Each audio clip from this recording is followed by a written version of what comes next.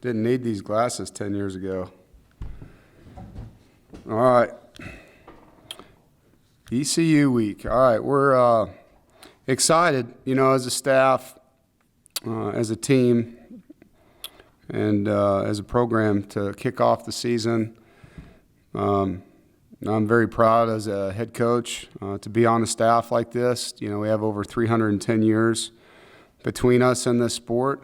And it's a group that cares a lot about each other, enjoys time together, and does it for the right reasons for the players. And very, very special coaching staff to be on. And our team, it's a team that has been on a journey together for a time now, and we've grown together. A lot of vulnerable conversations with each other, and there's a genuine commitment and an understanding, of what it takes to be good and what it takes not to be good. It is a one day at a time journey with our team, a mentality of trying to stack days that resemble actions that lead to our goals. And we have high goals as a football team, as a program. It's about winning today over and over and over and over so that we can play well in the moment of truth.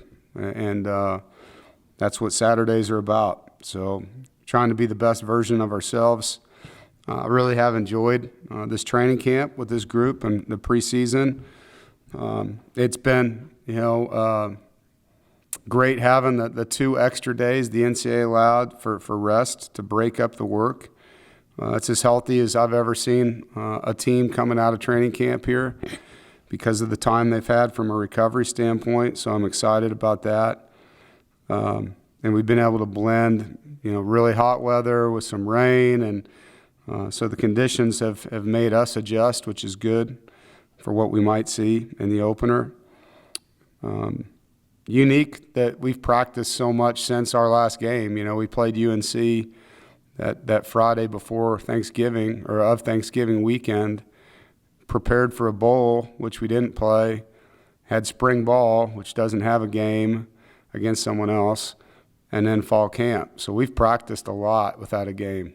And I know we're all ready to go play a game and see where we're at, And I think as a coach, to coach a game, as a player to play a game, and we get to play against an in-state team in their house. So, and a great opportunity to go play against Coach Houston.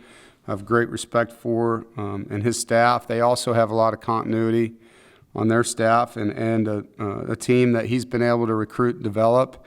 It's more of his roster now than it ever has been. And they bring back a team that has a lot of veteran players with game reps like we do. When you watch them, they play hard. They execute their systems well. They play the entire length of the game. You see them come back in games. They've been in overtime games, and they don't quit. So I have a lot of respect for that. When you watch them, their quarterbacks played a lot of football. I've known Holton since he was in high school. Big, strong kid that can run around and super smart, and has a lot of game experience. So he's got skilled players around him. They're impressive guys. His top receiver, Jefferson, obviously is a high school teammate, so there's chemistry there. The tight end that transferred in from Oklahoma, Ryan Jones, we recruited from Mallard Creek in high school, is a really good athlete in high school. And I think their tailback's really, really good football player for them. The O-line has some starters back, and also, have added some competition to their roster in the portal there. On defense, they're very multiple. A lot of pressure, a lot of stunts. Change up their coverage packages quite a bit.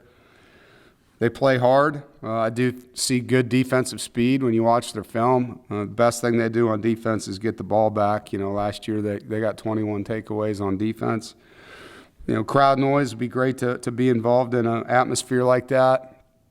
We know that their fans will be loud, and for us, it's something we need. We need to go play on the road and play in front of fan base like that. Obviously, we're going to come home after this game for 3 weeks and then have to go play at Clemson, and that'll be our next time to really have that. So I'm excited we have that challenge in our opener as well. And it's a stadium that NC State has not played well in, as a program. We're 1-4 in Greenville. And so, my last time there, we had 13 penalties and lost in a one-possession game. So I know this is a tough place. Trust me, our team knows that as well. There's been a lot of conversation about who we're playing and where we're playing. And I've always felt winning starts with not beating yourself. And so a lot of conversation on that. Particularly in these openers, you see a lot of early season mistakes in opening games that we need to avoid. And to be the best team we can be, we need to not make it harder than it needs to be on ourselves, with pre-snap penalties and layup type plays that you got to make, whether it's offense or defense. Our special teams needs to be special. It needs to be an area like last year that was a weapon. We talk about complementary football and playing offense, defense, special teams, and sideline love and energy that we have. So, I think all those go into the game itself. And I think anytime you travel, if you can win the turnover margin, you've got a great opportunity to win the game. And you got two defenses that pride themselves on getting the ball back. When you talk about our team, start on offense, our offensive line, as you know, returns 4 of its starters and Chandler Zavala, Grant Gibson, Dylan McMahon, Bryson Spees, and then guys that played a lot for us, Tim McKay, and Derek Eason, are back. So, those 6 are back. We're excited about Anthony Belton at left tackle, and then Lyndon Cooper at center. You see a lot of good things out of Anthony Carter as one of our guards, and Patrick Matton as another one of our tackles. So we feel like we have good competitive depth there where we can rotate some guys on the O-line. Obviously, at quarterback, we feel great about Devin. Met with him earlier today. He's got a good handle on what we're looking for as a leader and what he needs to do. The running back position, excited to see Jordan Houston, Demi Sumo, DeMarcus Jones, and Delbert Mims. I think they're all excited to get out and prove what they are. Tight ends, Trent Penix and Chris Tootle are both healthy and feeling good, and Cam Walker's really improved. 2 of our redshirt tight ends, Sed and Fred Seaborough, have come on to add depth to that position. Excited about that. Then at receiver, we know what Thayer probably had the best training camp he's had. I thought he was outstanding. Really has improved from last year. Devin Carter returns, as you know, and then you see kind of the up-and-coming guys, and then Darryl Jones, who came in from Maryland. Keon Lassane has had a great camp. Julian Gray, very productive camp. Porter Rooks, Anthony Smith, and Jalen Coit. We feel like that room has guys we can rotate. And Josiah Provolone, has done some things here in the last 3 or 4 practices. So we've increased, definitely our depth of playmakers. I think we leaned hard, as you all know, on Emeka. And so how are we going to create production? It's going to come in a lot of guys' hands, I think. And we'll see as you get into the games. Obviously, one guy outperforms others, he'll get more time. But the system has been able to grow, because of our staff continuity and the number of returners. So excited about that for Coach Beck. On defense, a lot of the same names. D-line, Savion, Corey Durden, Davin Van, Josh Harris, C.J. Clark, those 5 who have played a lot for us are back and playing well. Travali Price and Claude Larkins are 2 younger guys that are now rotating as well. The 3 linebackers, Peyton, Isaiah, and Drake, look good and really healthy.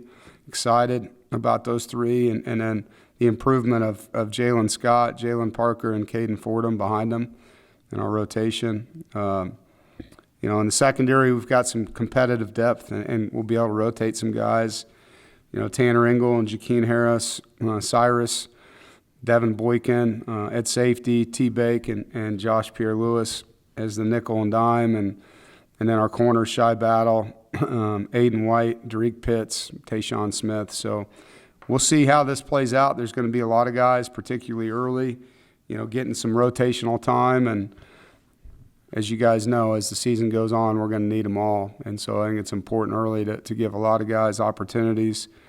And the specialists are, the same as they were with Chris Dunn and Shimko, and then Shane McDonough, our transfer punter, had a great camp. He's also our holder. Colin Smith, our kickoff guy, and then Thayer and Julian, our returners. And so that kind of rounds out the roster. We're in a pretty good spot. We had a great practice on Sunday. We used Sunday as a day to get out and work, since normally we'd be coming off a game. Allowed us to get a little bit of extra work in on Sunday with our game plan. So good day today to kind of critique where we're at and polish things up as we go. Questions? David Thompson, you want to start us off? Sure. Hey, Coach. I think we were all kind of expecting to see the two deep depth chart today. Is there a reason for a delay, and is there something there may be any surprises in there? No, there's no reason for it. We just felt like we'd hand it out the same day our opponent does. They do it on Tuesday, so that's when we're doing it. Corey? Dave, you mentioned obviously the last time that you played the CCU team on the road was that 2016 team. You mentioned obviously that none of the guys that are part of this team were a part of that one.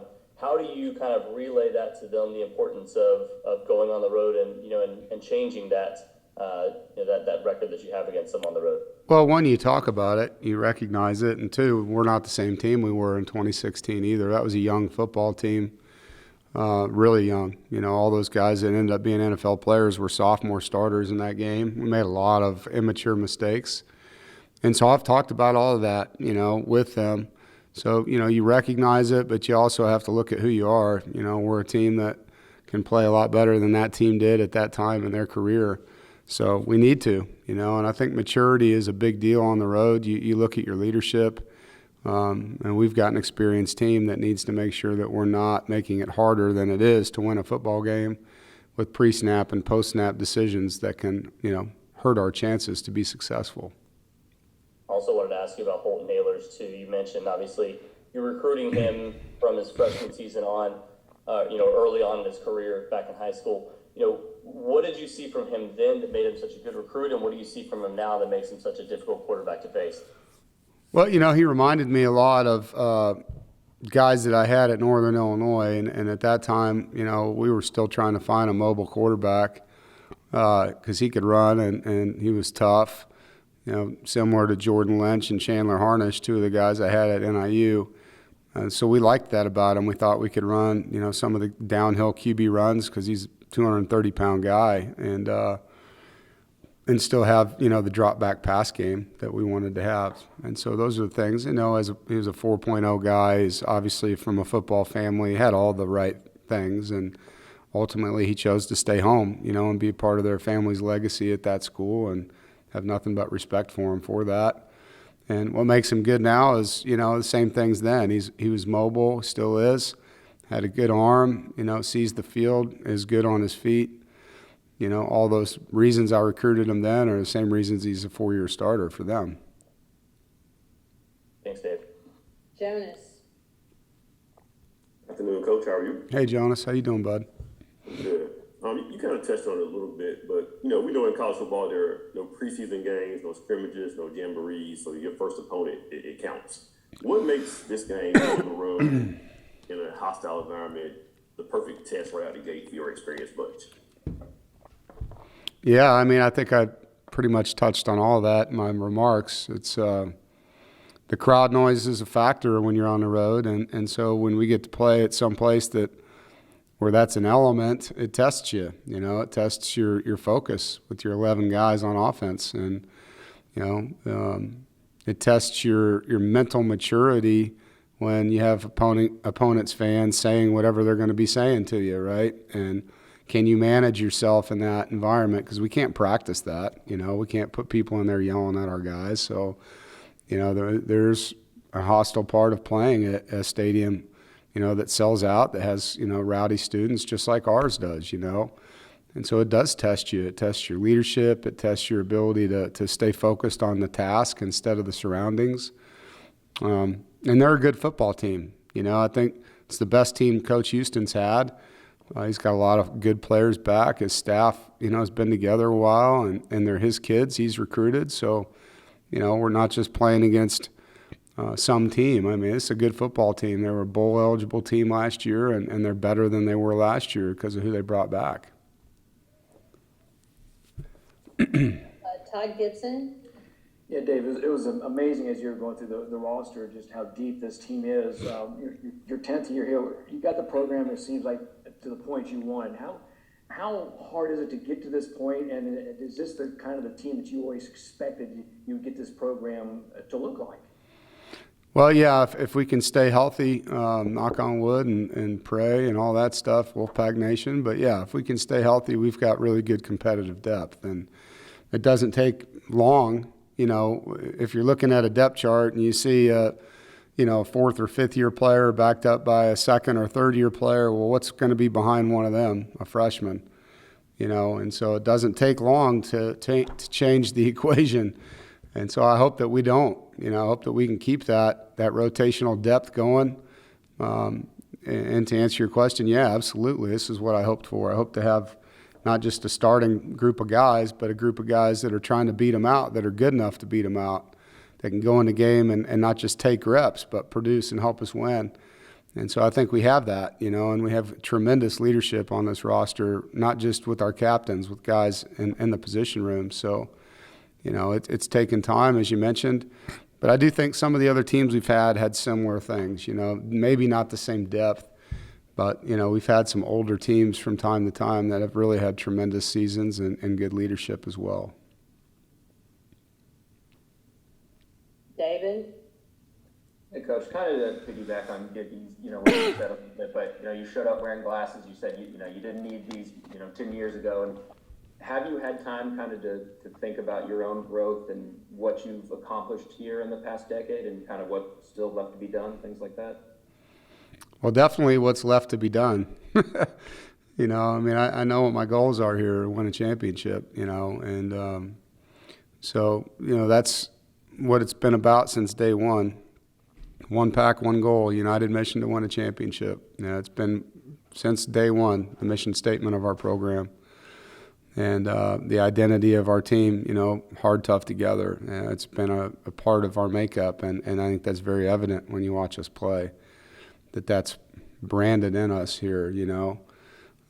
As far as looking at myself, I absolutely try to get better every year, and I think in most cases I have. I would say our down year that we had a few years back, I own that as much as anybody in this building. You know, I didn't do a good enough job having a young team ready to play and then dealing with all the injuries. So I learned from that, and I think it's the biggest thing I can tell you is in my 12 years now as a head coach, I look at failure as an opportunity to grow, and you can't get better without struggle. You can't, you know, and nobody likes to hear that, but that's the God's honest truth in life. If you really want to get better, you have to put yourself in very difficult situations to grow. You don't grow much when it's easy. And I've grown a lot, you know, to be able to tell you exactly how, probably can't do that, but you know, when I'm done coaching, maybe I'll be able to do that a lot better when I've had that kind of time to reflect.